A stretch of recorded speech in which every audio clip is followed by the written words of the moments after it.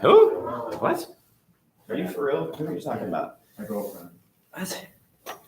Junior Olympic. Olympic weightlifter? There's a Junior Olympics? Yeah. I thought I could do weightlifting. Olympic. Okay. Hey folks, it is April the 5th, and this is our dual credit 1301 course. And last time we had started our next unit on westward expansion. We're going to continue on with this, and then when we're done with this, right up to the brink of the Civil War, we're going to have test 3.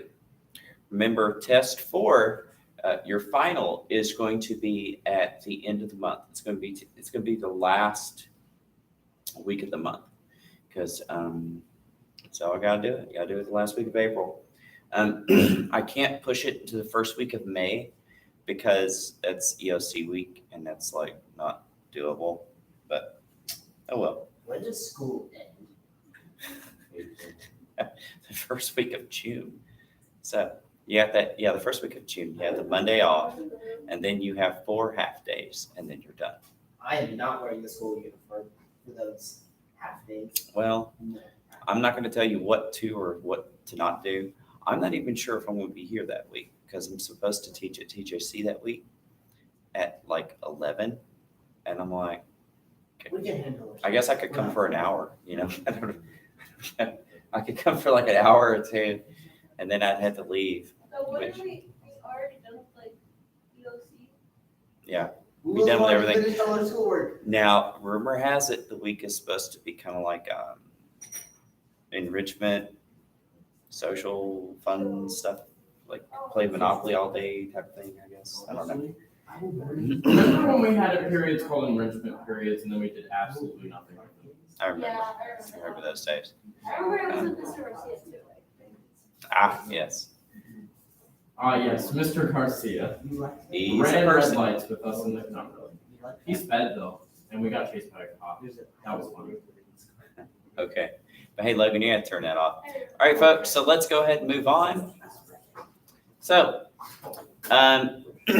so what led to people wanting to move out west? Well, human migration is known for having a couple of things known as push-pull factors. Like this is a really big part of, say, like human geography. You often talk about this. Anthropologists, anybody who really studies patterns of human group behavior. But this can even apply to like individual people's lives as well. If you're, you graduate high school and you have factors that might push you out of your community, kind of like, well, you're 18 and you don't live with your parents anymore. But you might have pull factors to another community as well, like this has the school or this area has the job I want to go, so you move. Well, of course, people back in early America had these things as well. So as we've seen, the main factor that pulled people to the West was economic opportunity. So we were talking about some of those resources like furs, gold, and land. There were push factors that tended to make people want to leave their old homes as well. And I think I brought this up earlier. In New England, family lands were shrinking due to the tradition of equally dividing land amongst adult children. This was a Puritan practice, whereas usually throughout a lot of European history, the eldest male got the inheritance of the property. And so everybody else had to figure out something to do. You married off the daughters, and the sons had to go off and either make their own trade or do something else. However, the Puritans thought it would be better to more equally divide it amongst their children. Problem is, you might have to start off with like 1,000 acres, but if you have like 5 guys you're going to share, you're going to divide it with in the inheritance, it's going to shrink, and then each one of them has 5 children, and so on and so forth. It just keeps shrinking until it's too small to have a good farm. Another problem for poor New Englanders was the innovation of large-scale wool processing. So this was something that affected England even more across the Atlantic. But I mean, America started. Of course, Americans wanted to get in on the textile industry, especially in sending wool, because England was very well known, especially during our days in early industry of clothing the world. This led to people buying up land for sheep raising, which led little land for poor farmers. It takes a lot of land for sheep. But the cool thing about sheep is it doesn't take a lot of labor. As long as you guard them, protect them, they grow their wool, and then you can shear it. And you don't have to really till soil, plant, reap, and all this other stuff, So it's economically efficient. I mean, that's the same thing though for they say about like cattle. Like cattle, it's a really good source of food. The problem is with cattle is it can take a lot of land if you're not like importing in like hay and stuff like that. So, it's kind of an expensive way to get calories. It's good though. It's totally worth it. Steaks, yeah. It's funny. I was talking to my wife the other day about venison. I haven't had venison in years. Really? Oh my gosh. I'm not allowed to hunt. Not allowed? I'm not allowed to hurt Bambi. It was a marriage agreement we had. All right, migration to Texas in 1820s. All right, so it's funny. I was talking about the Texas Revolution earlier today, but it's going to be a very unique thing because a lot of the patterns in the Texas Revolution the pattern is going to be similar to the American Revolution, and not just its leadership and its the makeup of the people who fought in it, but also the luck in the whole matter. So in the 1820s and 1830s, Spain and then Mexico sought to build a human buffer from what they feared as U.S. expansion. So the early Spaniards, they didn't do a lot with Texas. They built some missions. They tried to Christianize some of the Native Americans, such as the Coahuiltecan and some other tribes, but it largely wasn't very successful. That, and they had a real big problem with warfare against the Apache. Well, the Spanish are eventually going to start pulling back from the missionaries there, because missionaries then, there wasn't really a separation of church and state. The Spanish crown paid to help found a lot of the protection, the building for the Catholic Church. Well, whenever you have the Mexican Revolution, you're going to have a renewed interest in Texas. And much like the Spanish, one of their motivations was, if we put people there who are loyal to us, that ought to keep the Americans out. Because they saw that they had, once France was gone, they didn't have to worry about France. But they were worried about all the Americans that were coming further and further west. And they're like, if it fills up with Americans, it's going to become part of America.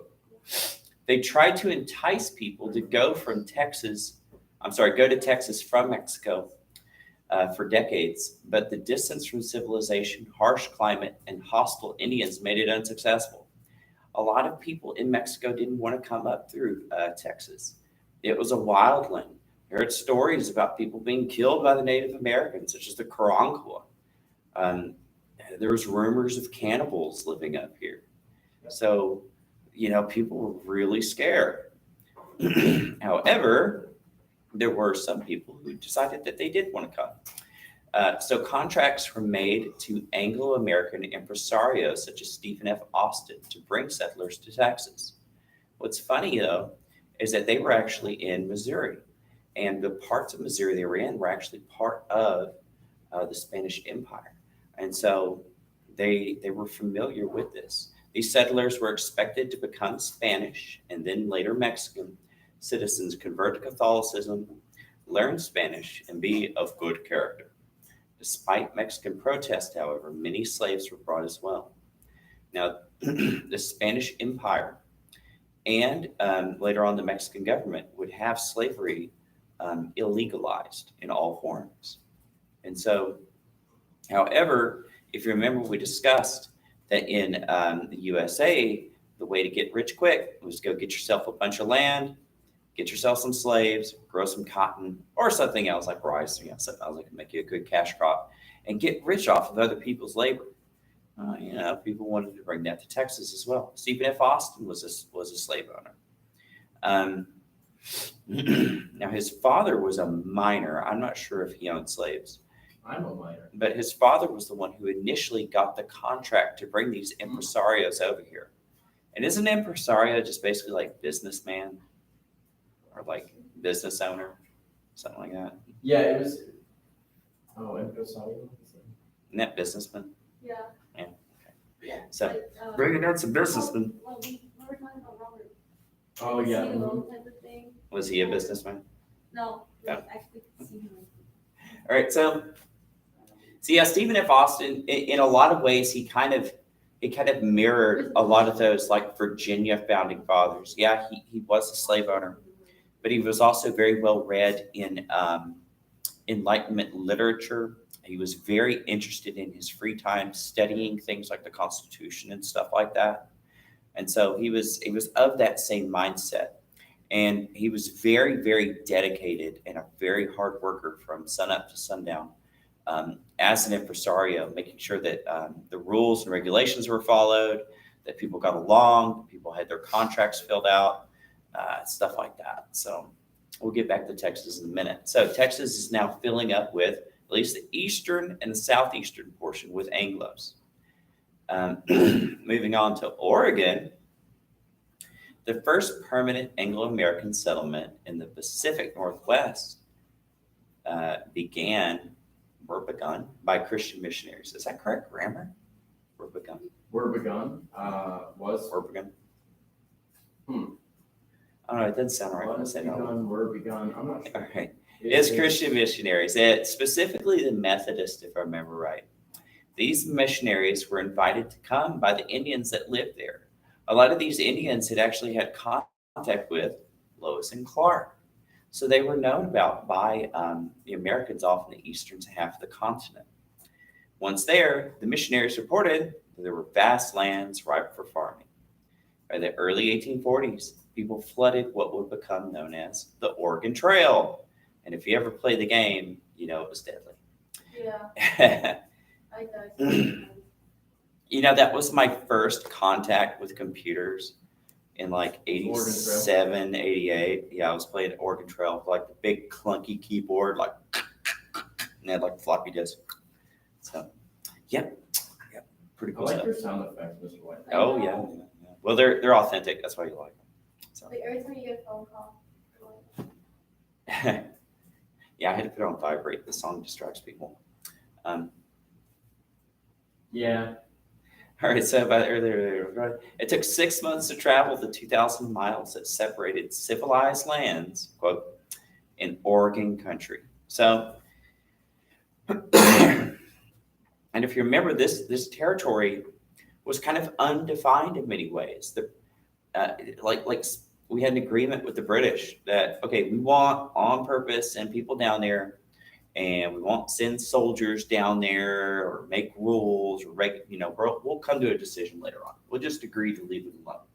And the British were like, okay, we'll do that too. Of course, it's not really like they could have done too much because that was all the way in the Pacific, super far away from England. But they had such a huge empire. I don't think that really bothered them anyways, considering they were already getting their tentacles into China, if I remember correctly.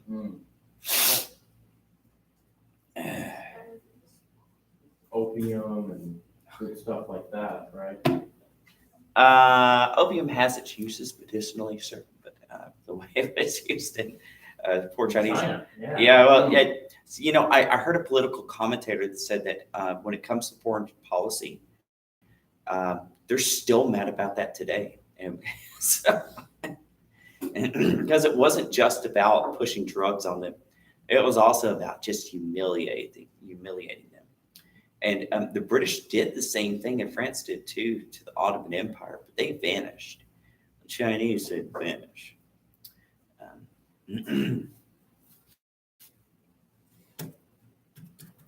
forgot the name of the guy. All right.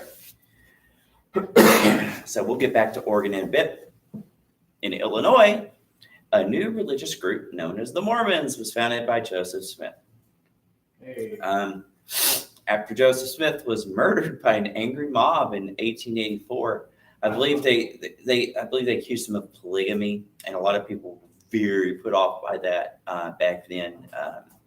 And so Mormon people wished to find a place where they would not be persecuted.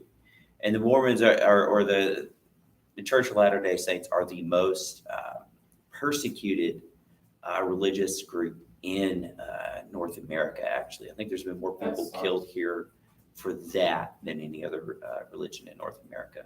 It's not something we're going to talk about. It's not Jewish people. It's not Muslim people or anything like that. It's actually Mormons. In 1847, Brigham Young brought a small party of men and women to the Great Salt Lake Basin in Utah, where they readied the land for the rest of their people.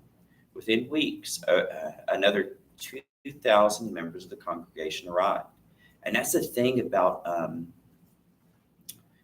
Utah, is it was, especially Salt Lake City, it took a lot of very good structured organization to essentially make that to a livable area. Yeah. It's because it's like a standing testament to what human will can do. Of course, I feel that way about most of Arizona too, actually. But like all Phoenix, of Arizona, pretty much.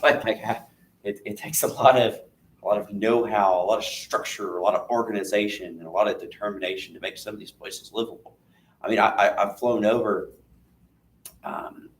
Utah several times, and it just looks so barren from the airplane. But I never landed there or got to look around. I heard if you're into like mountain climbing and biking and hiking, a lot of cool stuff to do there. Yeah, but it's also like a bajillion degrees. Bajillion degrees. Yeah. But there's no humidity. It doesn't matter when your feet are melting. Well, I don't know. I don't know. I've been to Montana several times, and I love Montana. But of course, I mean, Montana is of course green, but I don't know. It's different. But the thing is, I think I would miss the summer because the summers are pretty short. It gets warm there though. My wife doesn't want to get eaten by bears though, so we can't go there to live. All right, so yeah, so here we're seeing pockets of America starting to be peopled. All right, so back to Oregon. I know it's jumping around. The Oregon question. Oregon has been claimed at least once by Spain, Russia, France, England, and the U.S. After the end of the War of 1812, that was one of the that was after the Napoleonic Wars. The U.S. and Great Britain agreed for joint occupation of the land. Like I said earlier, in the 1840s, American settlers began setting up their laws and government despite the nation's agreements. So, you see that right there? This is a pattern. 1840s, American settlers began setting up their laws and government despite the nation's agreements. This is a natural phenomenon with human beings. Whenever you have a large group of people migrate somewhere, they bring their customs, their laws, and their culture. Look at ancient Rome. That happened in ancient Rome whenever you had the infusion of Germanic people. Guess what? They kept their customs and laws and things like that. And you're going to have something like that happen from the inside with Christianity later in Rome. Yeah. It's a very natural thing. And of course, when Americans go to Oregon, they make little America, and they don't listen to the laws there. Whenever Americans go to California, they make little America. And eventually you have the Republic of California for a minute. Whenever Americans go to Texas, they make little America. It shouldn't be a surprise. I mean, so in 1846, President James K. Polk pressed Britain for the territory and claimed the Monroe Doctrine as his justification. So this goes all the way back to James Monroe. And remember, he mostly said that as a way to be like, hey, Spain, you shouldn't really be here, And if you remember, it was kind of like a way to say, yeah, we got Florida from Spain, but Spain shouldn't be here anyways because empires are bad. And so here we have the Monroe Doctrine again saying, well, Spain, Russia, France, and England, you shouldn't be here anyways because your home's way over there. And since we're here, we get to keep it. So, as a result, we signed a treaty with Britain in order to gain all of Oregon below the 49th parallel. And north of it, you might say, well, it goes to Canada. And, not a very populated part of Canada, from what I understand. More so than the center, like central Canada is like population grizzly bear. There's like, if you want to get lost, though, that's the cool thing about Canada. There's like so much just forest, but it's my understanding a lot of it's really hard to live in because it's kind of like frozen marshland kind of stuff through a lot of it. But, it'd be pretty cool to like go backpacking through. Whew.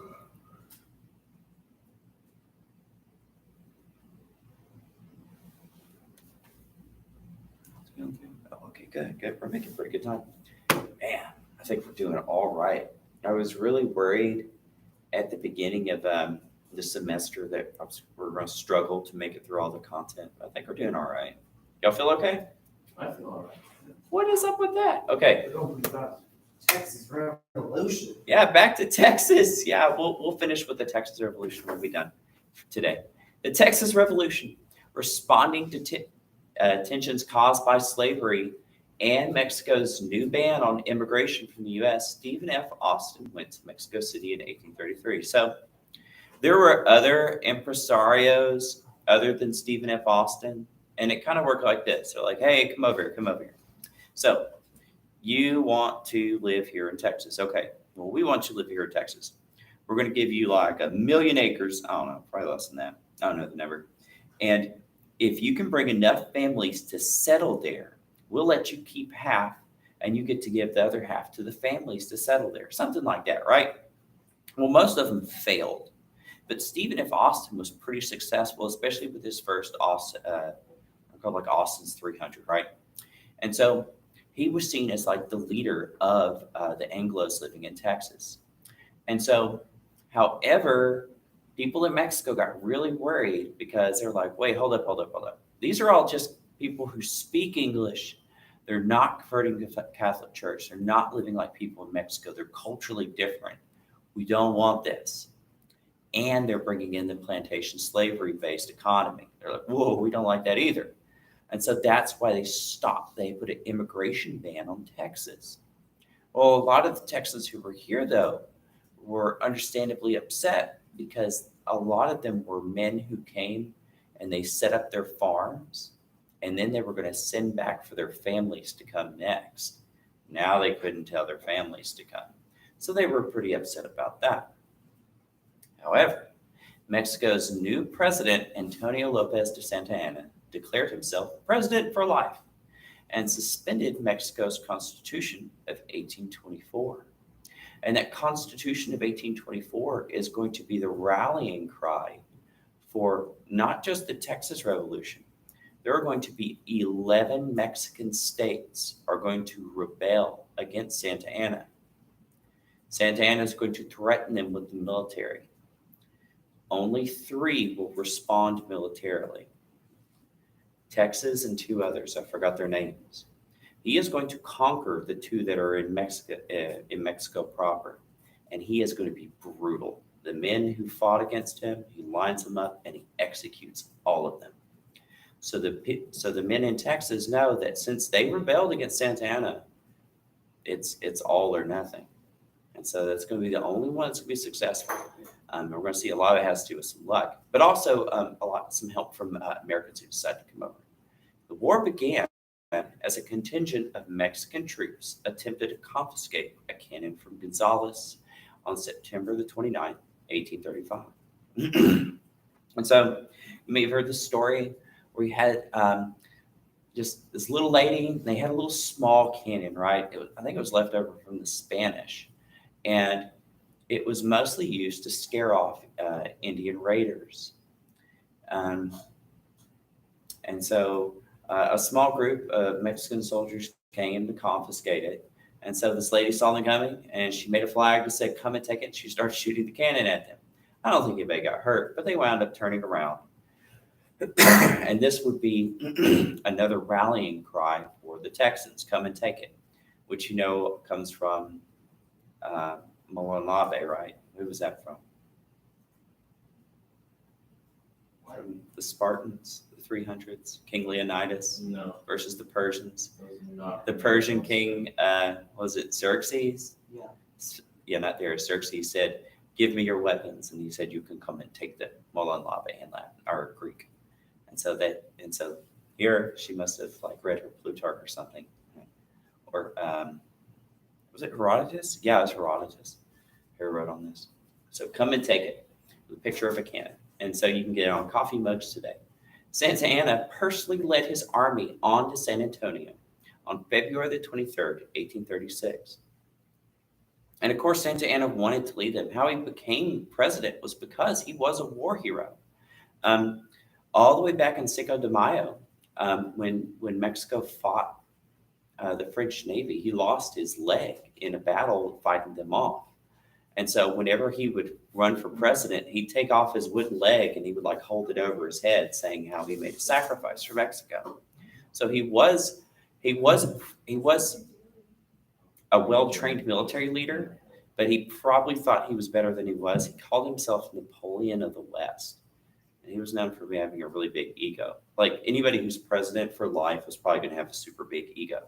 So that, and I think he has substance abuse problem. I think he's the first known cocaine addict I've ever read about. So he had some habits, right? All right. Yeah, some habits. He had some habits. All right. So A habit or two. habit or two. So not good for your health. Stephen F. Austin. So Stephen F. Austin, when he went to make this petition in Mexico City before the war, I failed to mention this. Him and Santa Anna actually hit it off pretty good. And Santa Anna actually said, "You know what? I'm going to let you Texans bring in your families, and I'm just going to ignore the slavery thing for now. So, hey, why don't you just go back home and tell everyone to be cool?" And Austin was like, "Oh my gosh, thank you so much." And Austin went back to his room. But what he didn't realize is that they were reading his mail. And he sent back a letter before his meeting to Santa Anna saying, "Hey guys, I don't know this guy and I don't trust him. So if you don't hear back from me, get ready for war." Well, Santa Anna read this letter. He's like, "I thought we were cool. Why are you telling them to fight me?" So he threw Stephen F. Austin in prison. He's eventually going to get out of jail, though, and come back to Texas. And he said, further, the constitutional rights and security and peace of Texas, they ought to be maintained and jeopardized as they are now. They demand a general consultation of the people. So he's calling for delegates from across Texas in order to form a government. After Gonzales, this consultation adopted the original Mexican Constitution of 1824. And that was the original call of the Texas revolutionaries. They weren't calling for separation at first. They wanted things to go back to the Constitution they agreed on with the Mexican government. They actually tried to show and say that, hey, we're loyal Mexican citizens, please, let's be cool. Well, the thing is, if you remember the American Revolution, something similar happened. Hey, we love the crown. King George, you're super awesome. Please make Parliament be nice to us. It's something similar. So you see there's a parallel. So they're not calling for outright rebellion. Why? It's because they're looking for a moral high ground. All the way going back to St. Augustine of Hippo. He wrote something called just war doctrine. And Christian nations have tried to apply this ever since. And so Augustine of Hippo, he wrote a lot of things that most Christians today still adopt, still teach. And just war doctrine is the idea that if you're a Judeo-Christian people, you don't go to war with someone unless it's in defense. And so what you see is they're trying to say, hey, whoa, we're cool. We're not the bad guys here. We're not invading you. You're invading us. Let's keep the peace. So they're trying to. They're trying. It's really weird to think. My brain, Rome was a lot more developed than the Middle Ages. In my brain, it feels like that, But really, they probably weren't. I think you gotta put it into like, I would think that if you look at some of the complexities, yeah, but the thing is about the Middle Ages is that things were so much more local, is that in one locality it could be very well structured and it could be very detailed how they manage things, but in another place maybe not so much. It's really hard, especially even when you're talking about feudalism. 'Cause feudalism, even within the same country, would be different from one county to another. Yeah. Like so different. It was almost like when I lived in Italy, it was cool. I could hop on a train and like in an hour I could be in a place with a completely different culture, language, and houses and everything was food was entirely different.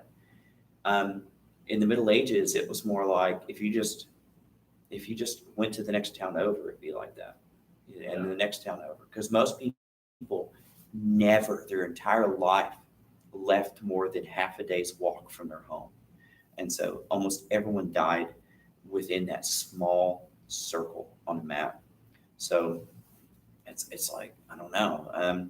Rome was very good about you could keep your culture and stuff, but everyone wanted to adopt your culture, so things were more uniform.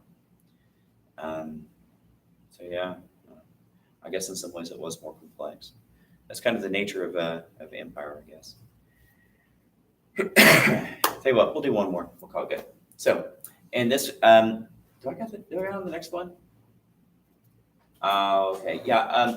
All right, so the delegates, do I have Washington on the Brazos here?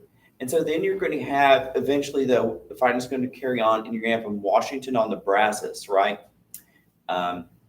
This little bitty log cabin, the delegates are going to hammer out a Declaration of Independence, essentially, for Texas. At San Antonio, on March the 6th, 1836, Santa Anna sieged the Alamo and executed its defenders. We love the siege of the Alamo. And so this was often compared to as kind of like I was just talking about, King Lycurgus at Thermopylae. Whenever you had the Persians, Xerxes' forces were pushing in from the north, and they were boxed in by the walls and the ocean.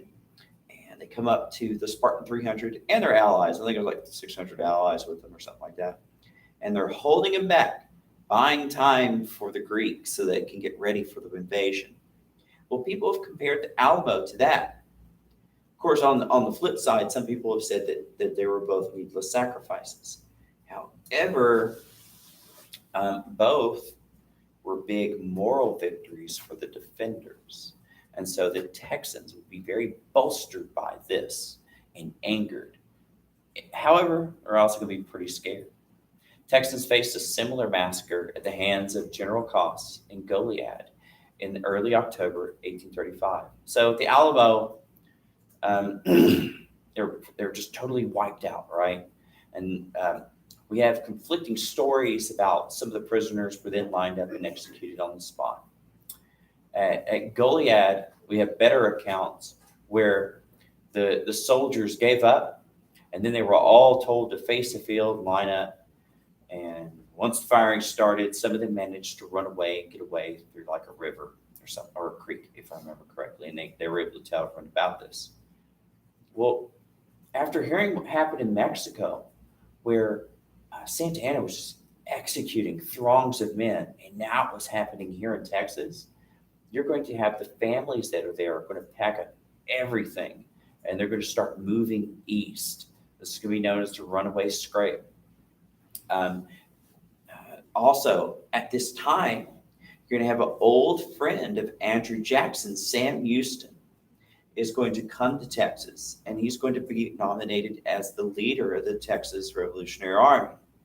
He's going to have some problems like George Washington, though, is that even though he's the general and the leader, he's going to have a real hard time getting these guys to listen to him, because it lacks military discipline and organization, and so people don't take orders that well.